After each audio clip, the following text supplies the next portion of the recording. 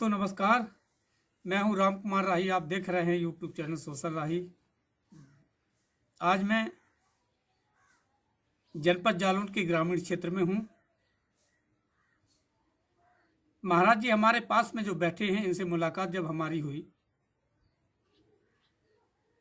तो हमने महाराज जी से चर्चा की कि महाराज जी आप भ्रमण कर रहे हैं, कई जगहों पे आप गए हो, तो लोगों को कैसा लग रहा है आपसे मिल करके। तो उन्होंने बताया, राही जी मैं भी समाज सेवा का काम करता हूं, लोगों को निःशुल्क सेवा देता हूं और आयुर्वेदिक के रूप में उन्हें दवा उपलब्ध करा देता हूं। जड़ी बूटियों के बारे में मैं बता देता हूं और उनकी बीमारियां खत्म हो जाती हैं। और एक गांव नहीं, लगभग जनपद जालौन नहीं, 2-4 जिला में मैं जाता हूं और लोग बागों को इकट्ठा करके समझाने का भी काम करता हूं और उनकी जो आंतरिक बीमारियां हैं, बाहर वाली जो बीमारियां हैं, मैं उनको ठीक कर देता हूं। तो मैंने चर्चा की कि महाराज जी कैसे ठीक कर देते हो। तो महाराज जी पूरी जानकारी देते हैं आप लोगों को। साथ में हमारे जो महाराज जी बैठे हैं, मैं आपको रूबरू कराता हूं। तो महाराज जी सबसे पहले तो मैं आपको नमो बुद्धाय जय भीम बोलता हूं। नमो बुद्धाय। तो महाराज जी आप लोगों की कैसी सेवा करते हैं? यही करते, बीमारी की, जैसे बीमारियां होती हैं शरीर में, कुछ आंतरिक बीमारी होती हैं, कुछ अंदरूनी बीमारी, कुछ ऊपरी बीमारी, इन्हीं के बारे में उपचार करते हैं। तो महाराज जी आपका गांव कौन सा पड़ता है? हमारा गांव है ग्राम नवलपुरा, पोस्ट मंगरौल, तहसील कालपी। अच्छा, कालपी क्षेत्र में आपका गांव है। कालपी के पास में पड़ता है ना? हाँ, कालपी के पास में है। तो ब्लाक तो आपकी महुआ ब्लाक होगी कि कालपी? महेवा ब्लाक है। अच्छा, महेवा ब्लाक है। तो महाराज जी मेरे दर्शकों को नाम और बता दीजिएगा आप अपना। नाम तो हमारा है रामदास जी महाराज, नवलपुरा। अच्छा, नवलपुरा। तो महाराज जी कौन कौन सी बीमारियों का इलाज, लगभग सभी बीमारियों का क्या इलाज है आपके पास? हाँ, सभी बीमारियों का इलाज है जी। तो आपने एक बार चर्चा की थी कि राही जी मेरे पास कई बीमारियां ऐसी हैं कि मैं लोगों की निःशुल्क सेवा कर देता हूं और दवा के माध्यम से, जड़ी बूटी के माध्यम से उनकी बीमारियां खत्म हो जाती हैं।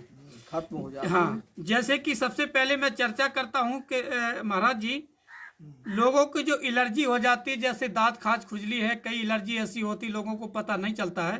तो मैं एलर्जी के बारे में आपसे पूछना चाहता हूं कि आप दर्शकों को क्या बताएंगे एलर्जी के बारे में?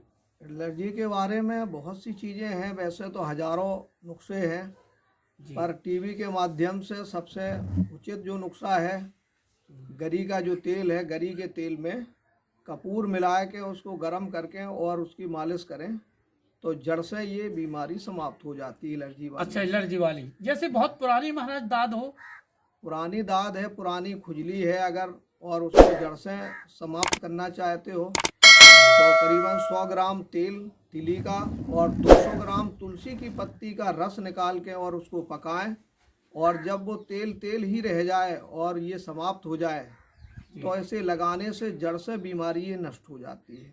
अच्छा, एलर्जी जी। और जैसे बात की शिकायत होती है कई लोगों को, बात की शिकायत के लाने बहुत अचूक और अनुपम औषध है जी, जिसके लाने सबसे नंबर 1 में काम करता है जो महुआ का तेल होता है। महुआ के तेल की मालिश करें और आमा हल्दी पीस के पाउडर बनाएं। बनाने के बाद में 1-1 ग्राम सुबह शाम दूध के साथ लें तो जड़ से बात की शिकायत समाप्त होती है। अच्छा, बात समाप्त हो जाता है। गुली का तेल लगाएं, महुए का तेल शीशी में बाजार में अब बंद भी आता है, छुट्टा भी मिलता है। महाराज जी गर्म करके मालिश करें। कई हमारी माताएं बहनें बहुत परेशान रहती हैं, जैसे लुकोरिया हो जाता है उन्हें। तो लुकोरिया बहुत खतरनाक बीमारी होती है महिलाओं की, तो उनके बारे में क्या कहेंगे आप? लुकोरिया के बारे में बहुत अनुपम अचूक औषध है जी, जिसमें 100 ग्राम मिश्री धागे वाली, 50 ग्राम सफ़ेद मूसली और 50 ग्राम लाल मूसली, जिसे सेमर मूसली के नाम से जानते हैं, इसको पीस कूट के पाउडर बनाएं और एक एक चम्मच सुबह शाम सेवन करें, दूध के साथ, ठंडे दूध के साथ, ताजे दूध के साथ। जी। तो बिल्कुल जड़ से ये लिकोरिया की शिकायत खत्म हो जाती है। और परहेज रखें, परहेज आवश्यक होता है। अच्छा अच्छा, परहेज आवश्यक होता है। खटाई, मिठाई और तेल की अधिक चीजें ना खाएं। ना खाएं। और महाराज जी और कोई उपाय है क्या इसका? एक आध दवा और भी उपाय है इनके। और उपाय है जैसे जो बरगद में बरारोहन निकलती है, बरारोहन की जड़ें और सौंफ और काली मिर्च, इनको मिला लें। जैसे 50 ग्राम, 100 ग्राम ये 100 ग्राम सौंफ जी जी। और 100 ग्राम इसकी जड़ें बरगद की, और उसमें 100 ग्राम धागे वाली मिश्री और 50 ग्राम उसमें सफ़ेद वाली ढोरा मिर्च मिला के पीस के पाउडर बनाएं और इसे सेवन करें सुबह शाम दोनों टाइम एक एक चम्मच, और दूध पिएं। तो इससे ये शिकायत समाप्त हो जाती है। महाराज जी एक से बहुत सी बीमारियां ऐसी होती है, उनमें बीमारियों में एक है जैसे लोगों को आजकल सबसे ज़्यादा शुगर की बीमारी हो रही है। डायबिटीज। हाँ, डायबिटीज जो होती है तो सबसे ज़्यादा बीमारी जड़ पकड़ती चली जा रही है। जड़ पकड़ती जाती है और ये बीमारी शरीर को खोखला कर देती है। जी। तो क्या कहेंगे शुगर के बारे में? आप क्या शुगर है के आपके बारे पास? में बहुत अच्छी अनुपम औषध है। जी। अगर सही ढंग से अगर करें और उसको चलाएं तो जड़ से मिट जाती है। इसमें चना भुंजे वाले 150 ग्राम हाँ। और 150 ग्राम इसमें मिलाना है इंद्रजवा और 150 ग्राम बादाम। हाँ। ये तीनों चीज़न को पीस कूट कर पाउडर बना के और 2-2 चम्मच सुबह शाम सेवन करें। और अगर दूध है तो गाय के दूध या बकरी के दूध के साथ सेवन करें तो और अच्छा। इससे जड़ से ये डायबिटीज की शिकायत समाप्त हो जाती है। महाराज जी जैसे आपने बताया कि डायबिटीज जो शुगर होती है, और आपने अभी इंदरजे की बात की है। हाँ, इंदरजवा। तो इंदरजो हमारे दर्शकों को पता भी नहीं कि इंदरजो क्या चीज होती है। इंदर जो पहाड़ से आता है, जंगली जो जड़ी बूटी होती है। इंदर जो 3 प्रकार का होता है, एक काला वाला होता है और एक हरा वाला होता है, जो वैसा होता सादा जो खेतों में पैदा होता है। ये पहाड़ी इंद्रजवा बोलते हैं इसको, पहाड़ी अब इंद्रजवा। महाराज जी इंदरजो अपने क्षेत्र में भी होता है जैसे गेहूं के साथ में कभी कभार हमने उसको देखा है। वो तो सही बात है। अकेले जो पहाड़ी इंद्रजवा आता है वो कुछ अलग होता है। अच्छा, वो अलग होता है। तो इसमें कौन चलेगा? इंद्रजवा अगर वो मिले, पहाड़ों वाला वो बहुत ज्यादा फायदा करता अच्छा है। अच्छा अच्छा अच्छा। कई बीमारियों में जैसे सफेद दाग भी होते हैं लोगों के। हाँ, सफेद दाग भी होते हैं। हाँ, तो सफेद दाग के लिए क्या उपाय है? सफ़ेद दाग के लाना बहुत अनुपम अचूक औषध है, जिसके बारे में बावची बोलते हैं। बावची का तेल भी आता है और बावची को वैसे भी लगा सकते हैं, और अगर तेल लगाना चाहते तो तेल लगा सकते हैं और बावची को खाने पड़ा। बावची का चीज है महाराज? बावची बाजार में आती है, छोटे छोटे दाने से होती है, जरा जरा से। हाँ। वो पसारियों की दुकान पे आसानी से मिल जाती है। जड़ी बूटी के जो पसारियों की दुकान है उस पे मिल जाती है। मिल जाती है। अच्छा, तो फिर तीसरी बीमारी जो आ रही है, अगली बीमारी आ रही है नेत्र रोग। हाँ, नेत्र रोग के लिए बहुत अचूक अनुपम औषध है। इसके लाने अगर करना चाहें तो 150 ग्राम है इसमें 150 ग्राम बादाम गिरी, 150 ग्राम इसमें धागे वाली मिश्री, 150 ग्राम सौंफ दाना बड़े दाने वाली, और 50 ग्राम इसमें खसखस बोलते हैं, जिसे पॉपी सीड के नाम से जाने जाते हैं। इसके दाने लेकर पीस कूट के पाउडर बनाएं और उसमें 10 ग्राम सफ़ेद वाली ढोरा मिर्च मिलाएं। मिलाने के बाद इसको पाउडर बनाएं, और पाउडर बनाने के बाद 2-2 चम्मच सुबह शाम सेवन करें तो नेत्र ज्योति बढ़ जाती है इससे। महाराज जी अगली बीमारी जो है वो सुन्नबात है। सुन्नबात भी बीमारी होती ना? सुन्नबात भी बीमारी होती है। उससे नसें शिथिल हो जाती हैं और झुनझुन की शिकायत पैदा होती है, झंझनाहट होती है जी, और हाथ पैर लड़खड़ाने लगते हैं। तो किसी किसी के जाम भी हो जाते हैं, किसी किसी को दर्द होता है। सुन्नबात में 4 प्रकार के लक्षण होते हैं। एक में झुन्नी पैदा होती है, चींटी जैसी काटेगी जी, और एक में शिकायत पैदा होती है कि अचानक बैठे बैठे अचानक हाथ पैर सुन्न हो जाते हैं। हाथ में किसी के पैर में सुन्नपन होता है जी। तो किसी किसी के पुट्ठे में हो जाता, तो किसी किसी के पंजे में हो जाता, तो किसी किसी के हाथ में हो जाता। दमने से सुन्न की शिकायत ये पैदा होती है। चलो होती है तो इसका इलाज? इसका इलाज बहुत अनुपम अचूक औषध है। जी। अगर इसे सही ढंग से कोई भी आदमी करना चाहे तो मूली को ले और उसे भूंज लो। भूंजने के बाद में उसका रसा निकालो। रस निकालने के बाद में उसमें थोड़ा सा एक टमाटर, एक इसमें प्याज, एक मतलब प्याज की गट्टियाँ छोटी सी, जी। और उसी में मिलाना है एक टमाटर भून के उसका रसा निकाल लें, और मूली का रसा, और उसी में मिलाना है बंद गोभी के पत्ते वाली जो बंद गोभी आती है, जी। बंद गोभी का रस निकाल के इसमें मिलाने के बाद और उनका रस थोड़ा थोड़ा गुनगुना करके गुनगुना करने के बाद पिएं, और आधे घंटे में पिएं। करीबन 100 ग्राम 125 ग्राम रस कर लें, और निकालने के बाद सभी चीज़ों को मिक्स कर लें। मिक्स करने के बाद गर्म करें और फिर धीरे धीरे पिएं। तो इससे जो आयरन, कैल्शियम, फास्फोरस की जो कमी होती है पूरी तरह से इनमें बढ़ोतरी पैदा होती है। तो ये शून्यवात समाप्त हो जात।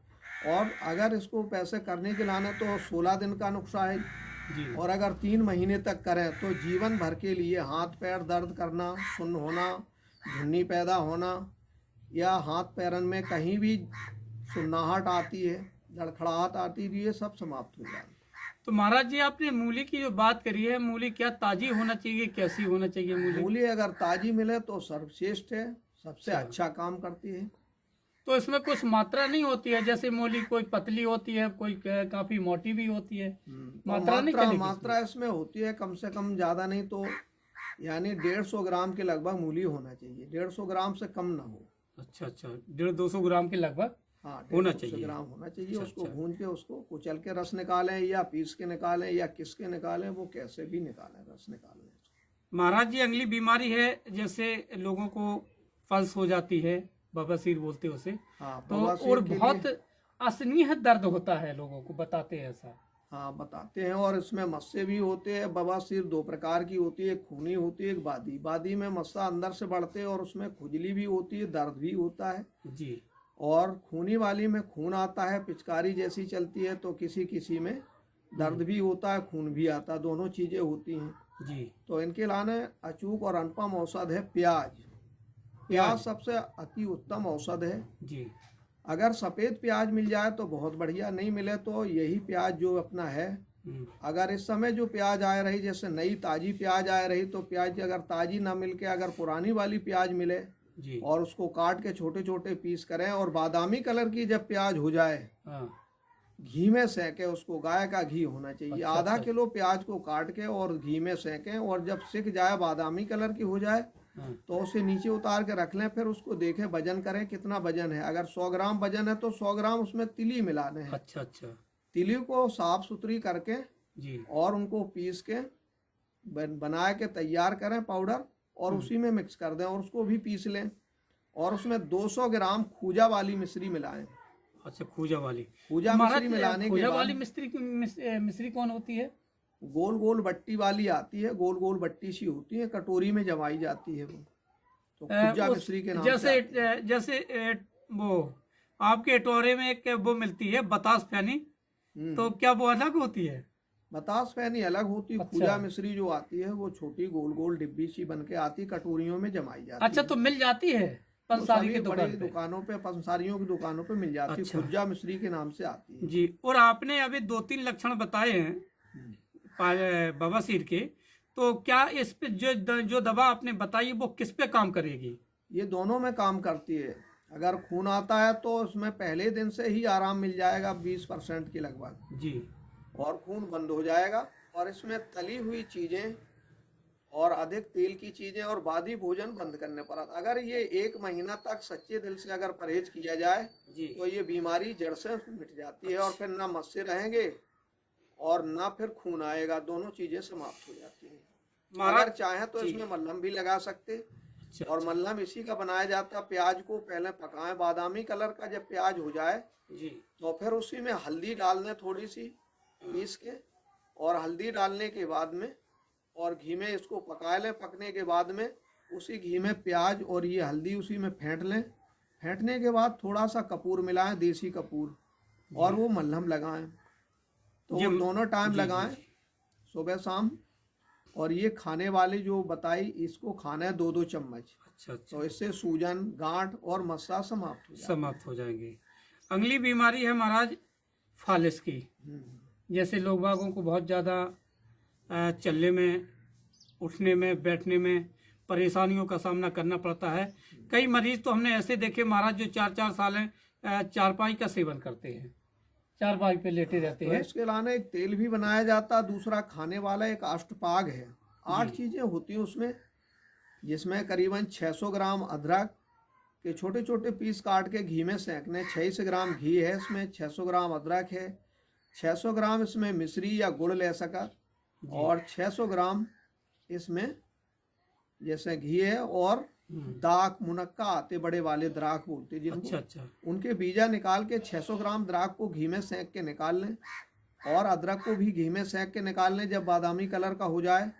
और फिर इसके बाद में 600 ग्राम मिश्री या गुड़ की चाशनी बनाना है, उसमें 800 ग्राम पानी डालना है जी, और उसमें 50 ग्राम सौंफ, 50 ग्राम सौंठ और 10 ग्राम काली मिर्च डाल के इनको सभी चीज़न को पाग बनाना है। हलवा जैसा जब ये बन जाए, हाँ उसमें सौंठ भी डाल देने, सौंफ भी डाल लें, जी, और नंबर बाई नंबर डालने के बाद इसको तैयार कर लें। हाँ, तैयार करने के बाद जब ये तैयार हो जाए सभी चीज़ें, हम्म, तो उसे मिक्स कर दें। मिक्स करने के बाद जब हलवा जैसा बन जाए, ज़्यादा गाढ़ा भी ना रहे, ज़्यादा ढीला भी ना रहे, हाँ, इसके बाद फिर ऊपर से 2 लौंग, उसमें लौंग लेने हैं, करीबन 42 लौंग लेने हैं। 42 लौंग को पीस के पाउडर बनाने, और घी गरम करने, जो बचा हुआ घी है, जी, और उसी घी में ये पहले डाल के लौंग का छौंका लगाना है, जैसे दाल फ्राई करते हैं ऐसे डाल के, और फिर उसमें वो हलवा सा डाल दें, जी, और उतनी देर तक उसको फेंटें। फेंटते फेंटते घी समाप्त हो जाएगा और उसमें 1 मिल हो जाएगा। जब हो जाए तो ये पाक बन के तैयार हो गया। ये सुबह शाम खाना है। 25 ग्राम से शुरू करने और 50 ग्राम तक खा सकते हो। सुबह अच्छा, 25 अच्छा, ग्राम, 25 ग्राम शाम को, और फिर धीरे धीरे 30 ग्राम, 5 ग्राम बढ़ाने हैं हर 7 दिन में। धीरे धीरे 50 ग्राम तक ले जाना है। 50 ग्राम सुबह, 50 ग्राम शाम को जी, नित्यकृत खाना है। सुबह खाली पेट, शाम को खाना खाने के आधे घंटे बाद। अगर दूध है तो गुनगुना दूध पी सकते हैं, पर दूध में थोड़ी हल्दी जरूर डालें। पर घर हल्दी जो होती है बाजार की पिसी हुई नहीं, घर की पिसी हुई हल्दी हो, अपने घर में ले आके के पीस कूट के पाउडर बना के रखें, उसको डाल सकते हैं। 1 चुटकी हल्दी डाल के फिर वो दूध पिए ऊपर से, तो इससे सभी प्रकार के फालिस रोग समाप्त हो जाते। और तेल जो बनाया जाता है उसमें करीबन शुरू होता है 5 किलो से। जैसे 5 किलो लहसुन है जी, तो 5 किलो ही तिली का तेल हो। और अरे! जब इनको धीरे धीरे पकाए के लहसुन और ये सभी चीज़ें को निकाल लें। लहसुन बादामी कलर का होता जाए, निकालते जाएं। लोहे की कढ़ाई में इसको पकाएं, जी, और थोड़े थोड़े करके सभी प्रकार से जब ये बन जाए तेल, तो फिर उसमें जैसे बादाम मिला सकते हैं इसमें, जी, और मिला सकते हैं इसमें जो आता है क्या नाम, यानी तेज पत्ता, जी, और इसमें सौंठ, मेथी, अजवाइन और मीठी कूट, एक कड़वी कूट डालने, कूट आती है कूट, अच्छा, कड़वी अच्छा, कूट डालने हैं, कड़वी बच डालने हैं। और इन सब चीज़ों को तेल में डाल के पका लें, और जायफल भी डालने हैं। जी, और अच्छी वाली अगर केसर मिल जाए तो इसमें केसर डाल सकते हैं 10 ग्राम। और सभी चीज़ों को डाल के एक कपड़े में अगर बांध के और फिर उस तेल में पकाएं। पकते पकते जब ये तेल में सभी चीज़ें जल जाएं, जी, और तेल को छान लें। वो छान के जब तेल तैयार करो तो तेल करीबन बचेगा ऐसी 1.5 पौने 2 किलो 5 किलो जी, तेल का। जी, जी, फिर वो तेल नंबर 1 का बन जाएगा। उस तेल को हल्का गुनगुना करके उसकी मालिश करने, उल्टी मालिश करने, पैर से नीचे से ऊपर को लगाने। अच्छा अच्छा, ऐसी रीढ़ में दर्द हो, गर्दन में हो, नसन में हो, या आधे धड़ में फालिस मार गई तो वो पूरी तरह से फालिस और कोई भी प्रकार का बात हो तो इससे बात रोग नष्ट हो जाता है बिल्कुल जड़ से, और सभी प्रकार का लाभ मिलेगा। अरे वाह महाराज। महाराज अब आते हैं अंगों की ओर चलते हैं। जैसे कान के रोग जो होते हैं वो कौन कौन से रोग होते हैं और क्या दवा है उसकी? पहले रोग के बारे में बता दें कि क्या क्या बीमारियां होती हैं। कान के रोग तो होते हैं नजला से, खान पान से, गलत खान पान की चीज़ें जो खाई जाती हैं, जैसे पिज्ज़ा है जी और जैसे चाउमीन है, बादी की चीज़ें, ये खाने से इसके वजह से पेट में डाइजेशन में गड़बड़ी पैदा होती है जी और नजला हो जाता है। तो जब अपच की शिकायत शुरू होती है तो सूल गैस की शिकायत शुरू हो जाती है और वो दिमाग पे चढ़ती है। जब सूल गैस शुरू होती है तो उसमें कानों में कमी आती है, नेत्रों में भी कमी आती है और यहाँ तक कि छाले भी पैदा होने लगते हैं। तो इसके लिए कान के लाने बहुत अचूक और अनुपम तो औषध है। कान महाराज, जैसे कान में किसी किसी की सरा बहता है, किसी किसी को कम सुनाई देता है हाँ, ना, तो कान में कम सुनाई देता है या भारीपन जैसा रहता, तो किसी के झंझन की आवाज़ आती, तो किसी को सन्न की आवाज़ आती है, तो किसी किसी को कान में ढक्कन जैसा लग ये जाता है। विभिन्न प्रकार की बीमारियां कान के कान संबंधित की जो होती हैं। संबंधित होती हैं, इनके लिए सबसे अनुपम और अचूक औषध है, जैसे सफ़ेद प्याज लेने और उसको 100 ग्राम रस निकालने। कितने? जी 100 100 ग्राम। ग्राम जी 100 ग्राम रस में डालने हैं करीबन 5 ग्राम काला नमक, बढ़िया महीन पीस कूट के पाउडर बना के उसमें डालें और डालने के बाद में उसको नमक को खूब उसमें मचाएं। जब वो घुल जाए तो उसको कपड़े से छान लें। छानने के बाद फिर वो तेल हरे रंग की शीशी में भर के जी और ऊपर धूप में कहीं रखें, छत पे रखें या कहीं भी रखें, धूप लगना चाहिए उसको। 40 दिन धूप में तपाने हैं। तपने के बाद उस रस को आराम से किसी ड्रॉप में भर लें। भरने के बाद में उसमें 4-4 बूंद से शुरू करें। कान को पहले नीम की पत्ती और फिटकरी और उसमें 1 किलो पानी में 200 ग्राम नीम की पत्ती डालें और 10 ग्राम फटकरी डालें। खूब उबालें। उबलते उबलते जब 200 ग्राम पानी रह जाए उस पानी को छान के रख लें। उस पानी से कान को साफ करें। साफ करने के बाद में इसमें 5-5, 7-7 बूंद कान में डालें और मुंह चलाएं। जी धीरे धीरे कट की आवाज़ आए और एक तरफ डाल के कान में लेटे रहें और फिर इसके बाद रुई लगाए लें। करीबन 10 मिनट के बाद दूसरे तरफ कान में तेल डालें। जी अगर दोनों कानों में कमी है तो दोनों कानों में ये डालें बराबर। तो ये जड़ से जीवन भर के लाने ये कान के सभी प्रकार के कर्ण रोग समाप्त हो जाते हैं।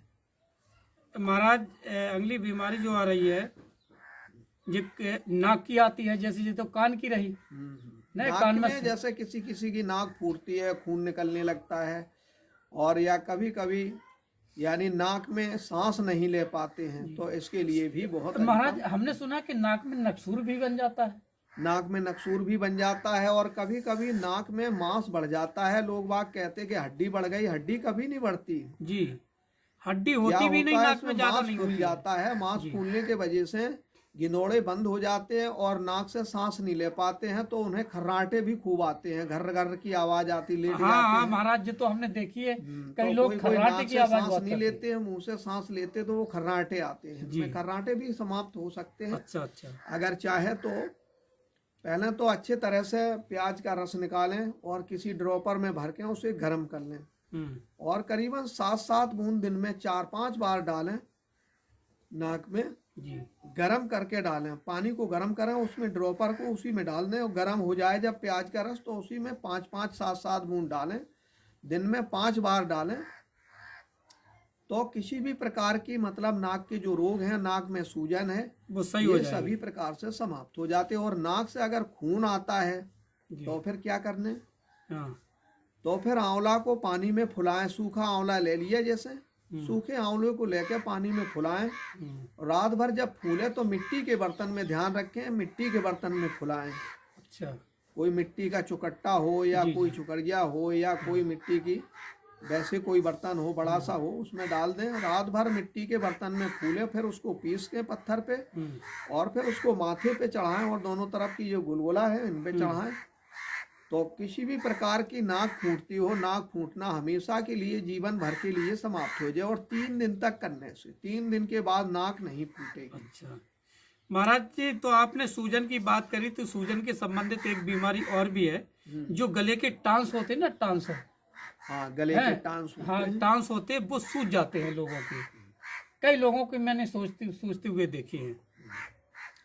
तो इसके लाने बहुत अच्छा अनुपम औषध है, जिसमें है 10 ग्राम प्याज, 10 ग्राम लहसुन, 10 ग्राम अदरक। इन तीनों चीज़ों को महीन पीस के चटनी जैसी बना लें और उसमें 11 काली मिर्च डालें और करीबन थोड़ा सा काला नमक डालें स्वाद अनुसार।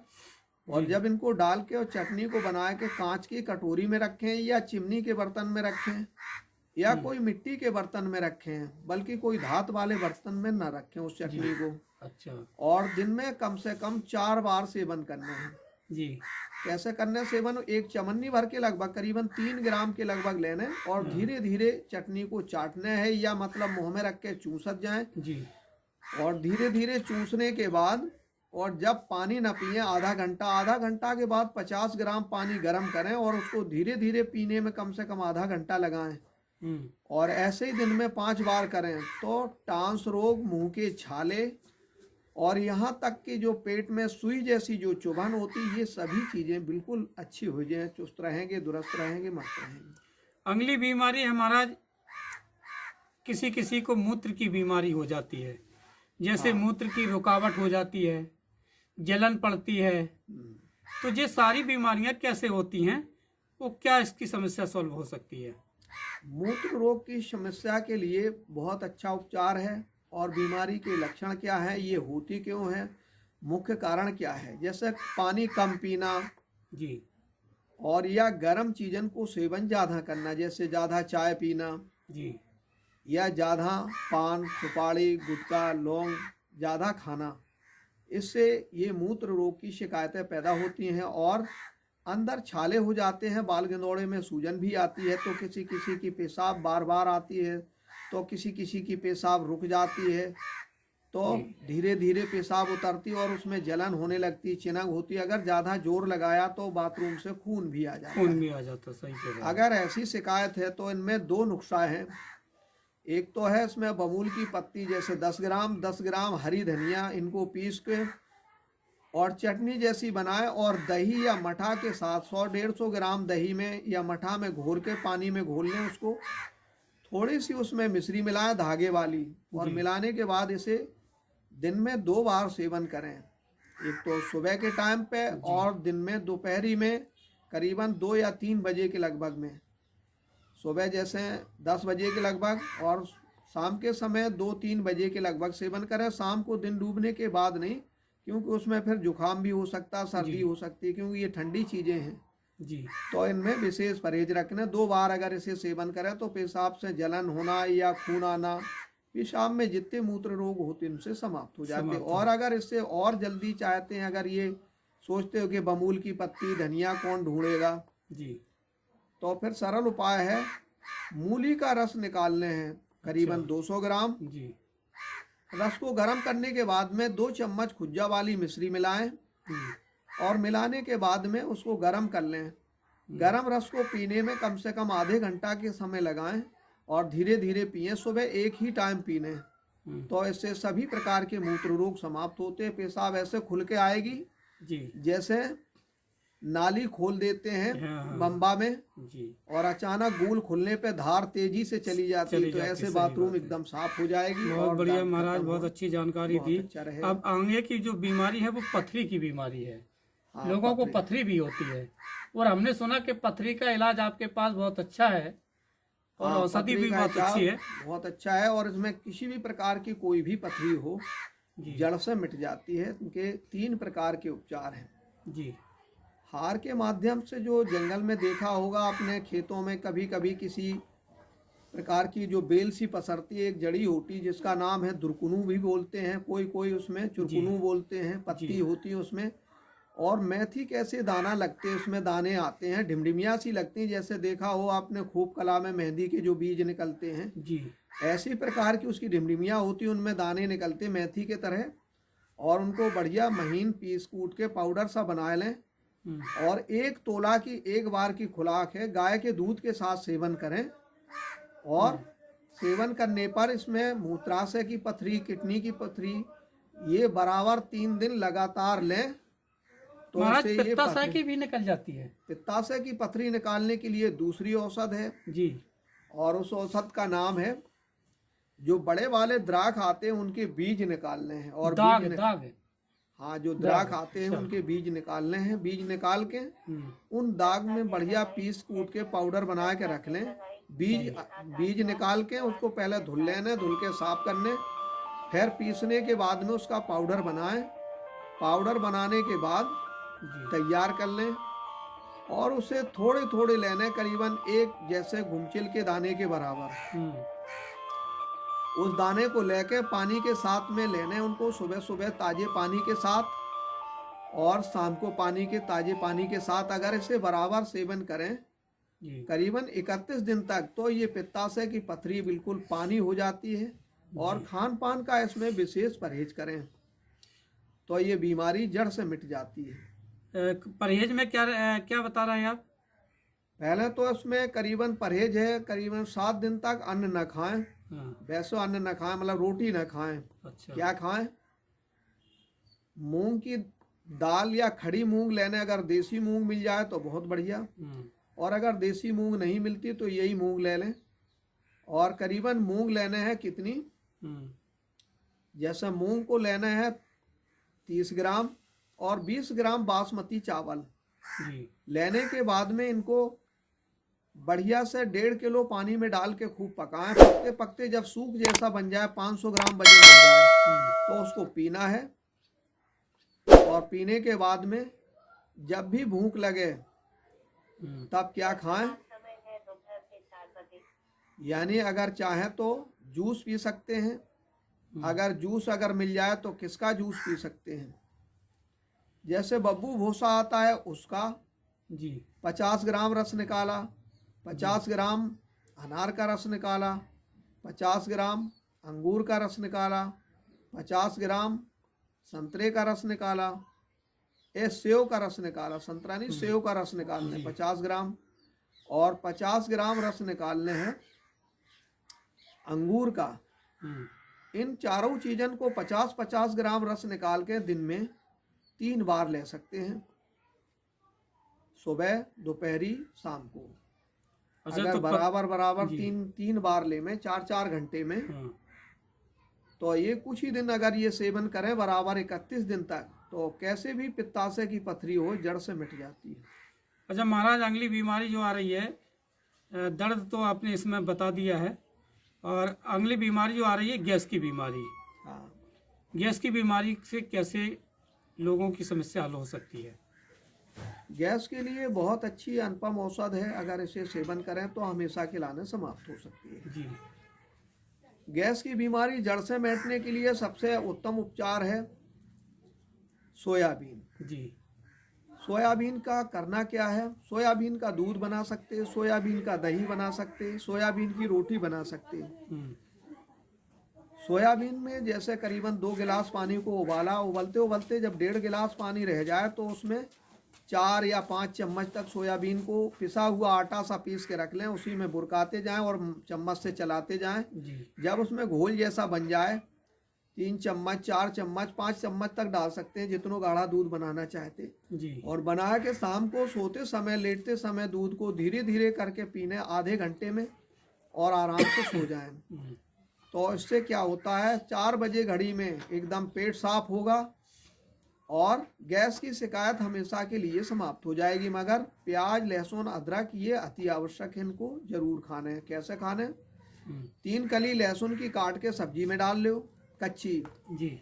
और करीबन 5 ग्राम प्याज और 10 ग्राम प्याज और 5 ग्राम अदरक को छोटे छोटे पीस काट के रख लें।